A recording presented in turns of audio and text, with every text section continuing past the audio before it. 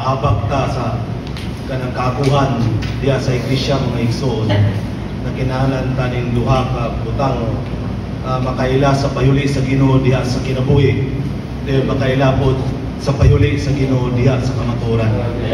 Lamat importante gyud kayo dahil sa usa ka mangako diha nga kinahanglan makaila gyud ta sa kinabuhi. Sa knowing of life is detail gyud kay pag-ay dito nga ang human life is not a real life. Yun, dili po siya ang tawhanong kinabuhi, ang tanang kinabuhi, dili siya maisip na kinabuhi.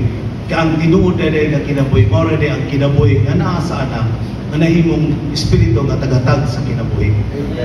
Mga iso na nato, dahil nga, nanan masayot kita, nga kini nga kinabuhi na sa pulong, dahil kini nga pulong mga iso, naadya siyang anak, kung nakabatunta sa anak, nakabatunta sa tinuod nga kinabuhi. Yung gitawag ganin siya eternal life, no?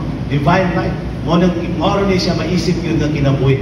Gawas ni aning kinabuhi, di na siya maisip nga kinabuhi. Dahil ko nang Ginoo mga igsoon, kinahanglan maumulat kita, makaila kita sa tinuod nga kinabuhi.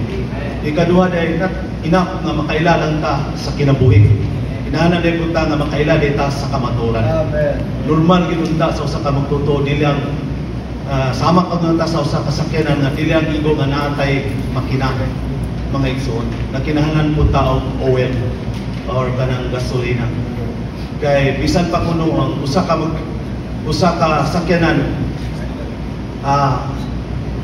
ay ang sakyanan dahil dili lang dunay makina, kinahanglan dunay sa release mga igsoon. Kanang train ba dili lang dunay makina kundi dunay sa release.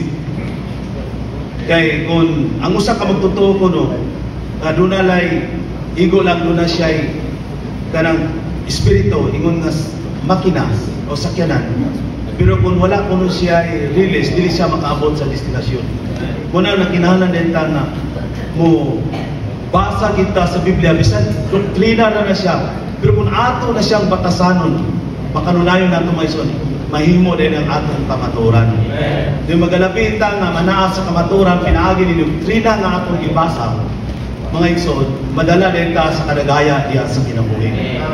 Lamat sa Ginoo nga i-remind nato ni nga mas tabi mayo mo pay the price kita mga igsoon.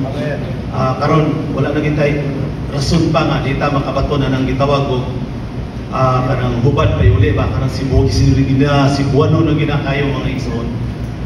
Sa una nalistan ta kay natoy balikan sa una 5,000 to kanto ay 6,000 katong plated in English pag yun tungod sa panglantaw po sa mga igsoon karon kay Cebuano na gina mga igsoon po na nyo.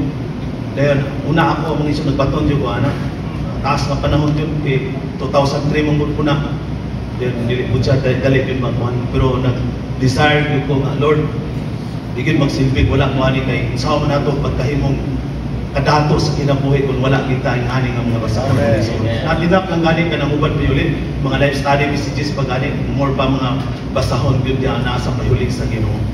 So mga igsoon pan lang grab karon kay dili away naman yun, di na gyud ta rason, dili ta mga tao nga abos nga wala kay dili ta mga nasa dimnasyon mga igsoon nga naara sa uhod, naara sa mga dahon na naam ta tani nga binhi mga igsoon nga produce gyud og kinabuhi daygo ng Ginoo.